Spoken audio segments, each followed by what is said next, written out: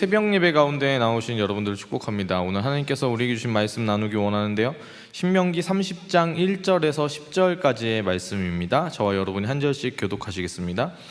내가 너희 앞에 둔 이 모든 복과 저주가 너희에게 임해 너희 하나님 여호와께서 너희를 쫓아내셨던 모든 민족들 가운데서 그것들이 너희 마음에 생각나서 또 너희와 너희 자손들이 너희 하나님 여호와께 돌아와 내가 오늘 너희에게 명령하는 모든 것에 따라 그분께 온 마음과 온 영혼으로 순종하며 너희 하나님 여호와께서 너희를 사로잡힘에서 회복시키시고 너희를 긍휼히 여기셔서 그분이 너희를 쫓아내신 모든 민족들로부터 너희를 다시 모으실 것이다. 너희가 하늘 아래 가장 먼 땅으로 쫓겨갔다 해도 너희 하나님 여호와께서 거기서 너희를 모아 돌아오도록 하실 것이다.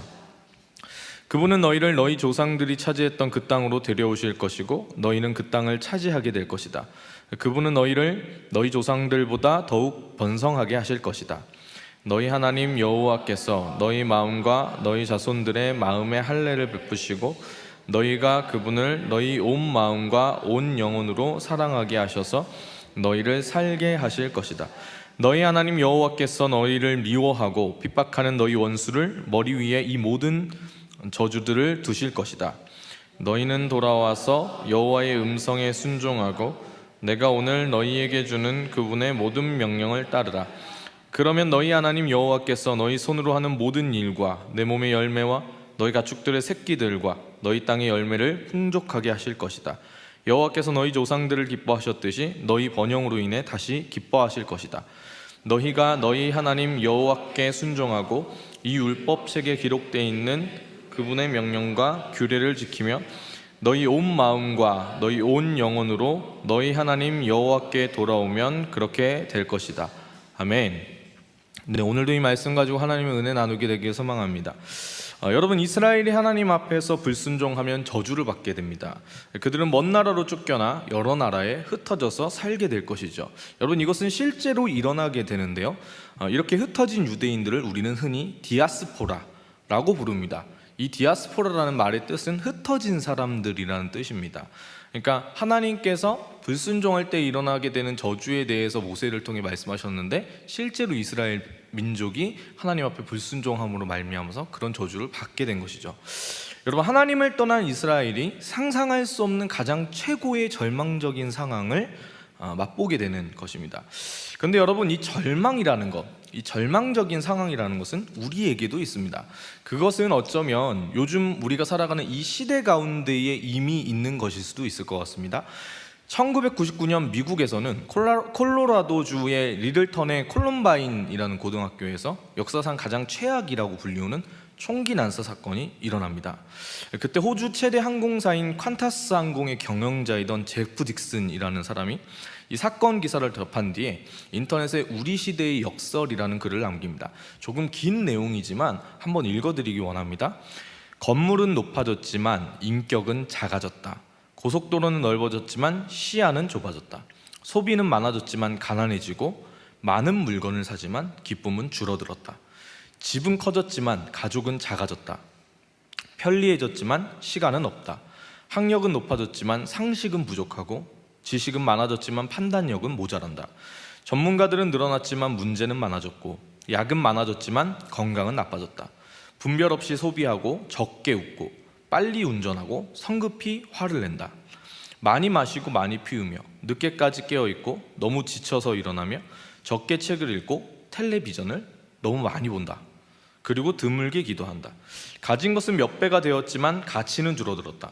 말은 많이 하고 사랑은 적게 하며 거짓말은 자주 한다. 생활비를 버는 법은 배웠지만 어떻게 살 것인가는 잊어버렸고 인생을 사는 시간은 늘어났지만 시간 속에 삶의 의미를 넣는 방법은 상실했다. 달에 갔다 왔지만 길을 건너가 이웃을 만나기는 힘들어졌다. 외계를 정복했는지는 모르지만 우리 안의 세계는 잃어버렸다. 공기정화기는 갖고 있지만 영혼은 오염되었고 원자는 쪼갤 수 있지만 편견을 부수지는 못한다. 사유는 늘었지만 열정은 줄어들었다. 키는 커졌지만 인품은 왜소해지고 이익은 많이 추구하지만 관계는 나빠졌다. 세계 평화를 많이 이야기하지만 전쟁은 많아지고 여가 시간은 늘어났어도 마음의 평화는 줄어들었다. 빨라진 고속철도, 편리한 일회용 기저귀, 많은 광고 전단, 그리고 줄어든 양심, 쾌락을 느끼게 하는 많은 약들, 그리고 느끼기 어려워진 행복. 여러분, 이 시를 제프 딕슨이 적은 것은요, 총기 난사라는 끔찍한 사건이 생겨난 원인이 이 시대 가운데 있다라고 지금 설명을 해주고 있는 겁니다. 어떠세요? 이렇게 읽어드리는 걸 들으면서 많이 고개가 끄덕끄덕 거려지는 그런 내용 아니십니까? 풍족해 보이지만 내면에 메말라버린 상황들이 가져다준 절망에 대해서, 그리고 그 절망이 지배하고 있는 현실을 이 사람이 우리에게 이야기해주고 있는 것이죠. 여러분, 좋아진 것 같은데 다들 아픈 세상, 그 세상을 우리가 살아갑니다. 겉으로 보이는 것에 집중하고 영적인 세계를 잃어버린 지금, 이것은 바로 살아계신 하나님을 바라보지 않고 세상이 말하는 바를 따라간 우리 시대의 참혹한 현실일 수 있겠죠. 풍족하지만 빈곤한 겁니다. 부유하지만 가난해진 것이죠. 교회는 커졌지만 우리가 지금 가지고 있는 믿음과 신앙은 오히려 과거에 비해서 작아진 것 같습니다. 이 급박한 세상은 그래서 살아가는 모든 사람들을 혼란 속에 집어넣는 것이죠. 조급합니다. 안절부절을 못해요. 그러다가 어느 순간 한번 딱 그 인생의 길에서, 아슬아슬한 그 길에서 딱 벗어나 버리면 우리 가운데 다시 회복하지 못할 것 같은 절망이 찾아오게 되는 겁니다. 절망의 노예가 되고 무기력이 우리를 사로잡고 아무것도 할 수 없을 것 같은, 내 삶은 달라지지 않을 것 같은 생각들이 자꾸만 찾아오게 되는 것이죠. 여러분, 제게도 그런 순간이 있었습니다. 2019년, 멀지 않은 그 작년의 이야기죠. 멀지 않은 어느 날 저는 아직도 저를 찾아왔던 절망에 대한 기억이 있었습니다. 아직도 있는 것이죠. 허우적대면서 제가 1년 정도 살아왔던 것 같은데, 제가 작년도까지 사실은 어마어마하게 큰 교회의 가장 핵심적인 위치에 있는 목회자이기도 했습니다. 당연히 미래가 밝다고 생각하곤 했죠. 그런데 일주일에 5번 정도 찬양 인도를 하고, 설교를 일주일에 최소 1번에서 2번을 하고, 그리고 교회의 모든 사역과 청년부의 모든 일정을 소화해내는 기간을 제가 한 3년 정도 이렇게 살았어요. 거의 정말 일상이 없었어요. 아침에 눈 뜨면 가서 찬양 인도하고, 또 눈 감고 잠깐 있다가 또 일어나서 또 찬양 인도하고, 뭐 그런 일상을 계속 이렇게 보냈었어요. 근데 그랬더니 너무 지치는 거예요. 심지어 저는 지쳐버렸는데 교회에서는 오히려 더 많은 사역의 기회를 열어주시는 겁니다. 할렐루야. 어마어마했죠. 그래서 그 모든 것들이 쌓여가지고 어느 순간 제가 이런 생각을 하게 된 거예요. 모든 인생의 모든 것을 지금 나한테 주어진 이 모든 것들을 나는 견딜 자신이 없다. 심지어 제가 하나님의 일을 하는 거였잖아요.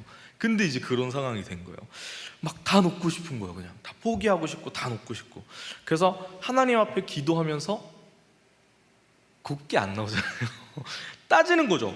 주님, 이게 교회가 이러면 됩니까? 막 이러면서 막 이제 따지기 시작하는 거예요. 깊은 절망이 찾아왔죠.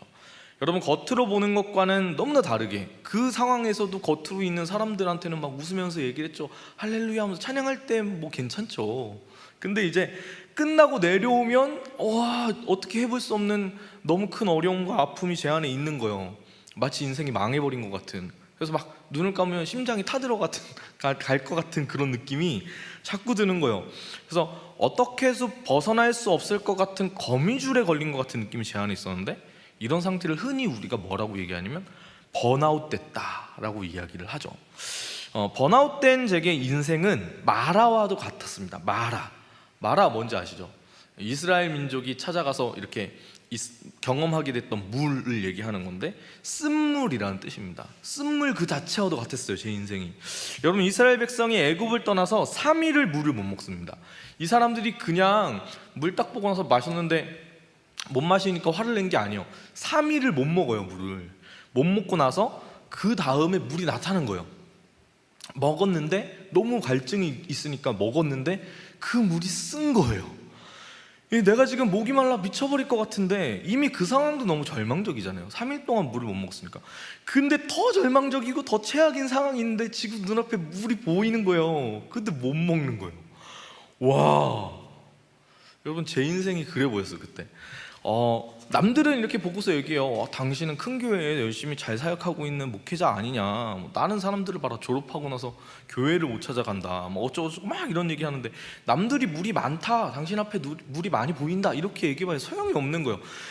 먹을 수 없는 물처럼 느껴지는 거죠. 너무 쓴 물처럼 느껴지는 거예요. 그래서 내게는 제게 그 쓴 교회에 수없이 많은 사역들이 늘 언제나 부담이 됐던 거죠. 여러분, 저는 목사였지만 한 사람의 나약한 인간으로서 제가 가진 걸어온 삶에 절망을 느낀 것이었습니다. 그래서 이렇게 이야기했죠. 하나님, 내 인생이 마라 같습니다. 여러분 어떠세요? 딱 요즘 살아가는 사람들의 마음도 그때 제 심정과 비슷하지 않을까요? 마라 같다. 내 인생이 주님 달지 않고 씁니다.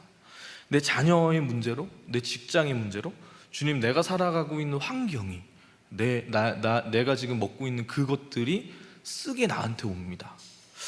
오늘 이스라엘에게도 그런 상황이 펼쳐진 겁니다. 그것은 깊은 절망, 극복할 수 없을 것 같은 현실이죠. 그런데 바로 그 절망적인 상황 속에서 우리 하나님께서는 희망이라는 꽃을 피우시는 분이십니다. 이스라엘이 주님을 기억하고 붙잡으면 그 희망의 꽃이 피어나게 되는 것이죠. 제가 어릴 적에 굉장히 사랑했던 만화 영화 중에서 빨강머리 앤이라는 영화가 있었습니다. 아시나요? 빨강머리 앤? 아마 여기 계신 분들은 다 알 것 같은데 거기 나오는 명대사가 하나 있어요. 이거는 굉장히 새처럼한 목소리로 이렇게 대사를 읊어야 되지만 저는 아주 진중한 목회자이기 때문에 진중하게 말씀드리겠습니다. 엘리자가 말했어요. 세상은 생각대로 되지 않는다고. 하지만 생각대로 되지 않는다는 건 정말 멋져요. 생각지도 못한 일이 일어나는 걸요. 그 뒤에 대사가 되게 중요한데, 희망이란 말은 희망 속에 있지 않다는 걸, 희망은 절망 속에서 피는 꽃이라는 걸, 그 꽃의 이름이 있다면 그 이름은 그럼에도 불구하고 일 거라고. 사랑하는 여러분, 이스라엘 상황은 절망적이지만 그 절망 속에서 하나님을 붙잡으면 희망이라는 꽃이 피게 되는 것입니다. 그 꽃은 그럼에도 불구하고라는 꽃이죠. 그 이스라엘의 패역함과 죄악, 불순종의 모습, 그럼에도 불구하고 하나님은 그 사랑으로 그 백성이 돌이키기만 하면 받아주고 품어주시는 분이십니다. 오늘 본문을 한번 읽어보기 원하는데 2절과 3절을 우리가 한 목소리로 읽어보기 원합니다. 시작. 또 너희와 너희 자손들이 너희 하나님 여호와께 돌아와 내가 오늘 너희에게 명령하는 모든 것에 따라 그분께 온 마음과 온 영혼으로 순종하면 너희 하나님 여호와께서 너희를 사로잡힘에서 회복시키시고 너희를 긍휼히 여기셔서 그분이 너희를 쫓아내신 모든 민족들로부터 너희를 다시 모으실 것이다. 아멘. 오늘 말씀은 하나님을 붙들 때에 가장 절망적인 상황 속에서 그 백성을 살리시는 하나님을 우리에게 이야기해주고 선포해주는 겁니다. 6절은 또한 이렇게 이야기하는데요, 6절도 저희가 한 목소리로 읽어보겠습니다. 시작. 너희 하나님 여호와께서 너희 마음과 너희 자손들의 마음에 할례를 베푸시고 너희가 그분을 너희 온 마음과 온 영혼으로 사랑하게 하셔서 너희를 살게 하실 것이다. 주님은 그 절망 속에서도 마음을 돌이켜 우리 하나님을 부르는 그 자들을 외면하지 않으시는 분이십니다. 순종하려고 마음먹으면 주님이 살리시는 것이죠. 여러분, 그 쓴물을 만난 이스라엘에게 하나님께서는 모세에게 명하셔서 그 쓴물 가운데 나뭇가지를 던지라고 하셨습니다. 그랬더니 이 쓴물이 어떻게 변하냐면 단물이 되는 것이죠. 먹을 수 있는 물이 되어버립니다. 그 쓰디쓴 마라와도 같은 삶을 살아가는 우리에게 하나님께서도 그 이스라엘 백성에게 행하셨던 것처럼 우리에게도 나뭇가지를 하나 주시는데, 그 나뭇가지가 무엇이냐면 바로 예수님께서 지신 예수 그리스도의 그 십자가입니다. 여러분, 우리 이 마라 같은 인생에 주신 예수 그리스도의 그 십자가를 우리가 붙잡으면, 그 예수 그리스도의 십자가가 우리의 그 쓰디쓴 인생 가운데 들어가면 그 쓴 인생이 달게 바뀌어지는 것이죠. 작년도에 죽을 것 같았던 저의 삶의 절망 가운데에 예수님이 그렇게 찾아오셨습니다. 믿음의 주요 온전케 하시는 예수님을 바라볼 때 제 삶에 있어서 완전한 회복이 이루어졌다라고 말할 수는 없지만 그 상황 가운데 일어나서 다시 걸어나갈 수 있는 힘을, 그 용기를 가질 수 있게 된 것이죠. 그때의 제 절망의 상황이라는 것은 어떻게 보면 꽃이 시든 것과 같은 상황이라고 볼 수 있을 것 같습니다. 다 시들어버린 꽃, 살아나지 않을 것 같은 그 꽃, 그게 제 인생이었던 것이죠. 어떻게 보면 잡초여도 괜찮은 인생이고 야생화여도 괜찮은 인생일 수 있습니다. 그 꽃이 싱싱하기만 하다면, 살아만 있다면 괜찮을 수 있죠. 근데 마치 죽은 것처럼 지쳐버린 그 꽃을 바라본다는 게 너무 힘든 거예요. 다시 살아날 여지가 없으니까. 근데 그 절망 속에서 간신히 나온 제게 간신히 터벅터벅 걸어가는데 하나님이 말씀하시는 겁니다. 하나님이 그 성경 가운데 있는 말씀 가운데 제게 하나하나 알려주시는 시간을 가지시기 시작하셨습니다. 그래서 그것들을 나누라고 하셨을 때 제가 무엇을 했냐면 유튜브 채널을 하나 만들어가지고 거기에 영상을 올리기 시작한 것이죠. 그런데 그 영상이 이런 겁니다. 하루에 영상 하나씩 설교를 올리는 거예요. 근데 여러분, 요즘에 누가 설교 말씀을 보겠습니까? 하루에 설교 하나씩 올린다고 그걸 누가 보겠어요? 그래서 저는 올리면서 이렇게 생각했습니다. 하나님, 이 채널의 주인이 되어달라고. 그리고 이 채널은 그 누구도 구독자가 오지 않을 거라고. 저는 그 전에는 제가 키운 제자들 중에 지금 8만 명 정도 되는 유튜버가 있어요. 그리고 제가 이전에 이제 아까 찬양했던 연수자매랑 함께 했던 유튜브 같은 경우 그 채널도 한 5천 명 정도 되거든요. 그러니까 어떻게 보면은 어떤 식으로 운영을 해야지 구독자가 이렇게 빨리 늘어나는지를 잘 알고 있죠. 근데 제가 그때 했던 전략이라는 것은 절대 구독자가 늘 수 없는 방법이었습니다. 네. 그런데 참 놀라운 것은 무엇이냐면 1일 1설교라고 해야 될까요? 그 하나님의 말씀 가운데 순종해서 그 채널을 만들었을 때 지금 아직까지 뭐 많다라고는 할 수 없지만 이 채널 가운데 구독이라는 것을 눌러서 말씀을 보길 원했던 사람들이 800명이 된다는 것이죠. 제게는 참 놀라운 기적과도 같은 일이었습니다. 저는 절대로 100명을 넘어서지 않을 거라고 확신했었거든요. 네. 어쩌면 여러분, 그 하루에 영상 하나를 올리는 것이 하나님께서 제 삶의 시든 꽃에 물을 주길 원하셔서 제가 했던 행동이었거든요. 그것이.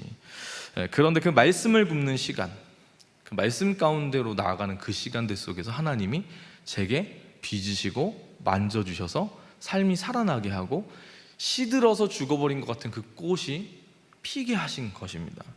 여러분, 오늘 깊은 절망 속에서 하루하루를 시름 가운데 살아가고 계신 분들이 혹시 있으십니까? 주님의 마음은 아주 간단합니다. 그런 우리를 품길 원하시죠. 하나님은 사랑의 하나님, 좋으신 하나님이시기 때문입니다. 그리고 그렇게 죽을 것처럼 주저앉아 있었던 우리를 일으키신 다음에는 이렇게 말씀하십니다. 시든 꽃에 물을 주라 라고 말씀하시는 것이죠.